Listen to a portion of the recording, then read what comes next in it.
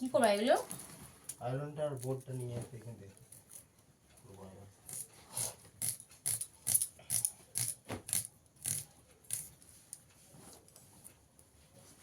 কি দেখি এগুলো কেন কাটা হচ্ছে সবাই বুঝতে পেরে গেছে কি হবে। কে? কে? আমার বন্ধুরা। তো এখন হবে এই যে পেঁয়াজ রসুন কাটছি, এখন দেখি পোলট্রি হবে না খাসি হবে। কেটে নি, একটা বাজার নিয়ে আসলাম কতদিন। আমার চুল দেখো কে রেখেছিল। কে? প্রীতম ছাড়া আবার কে? এই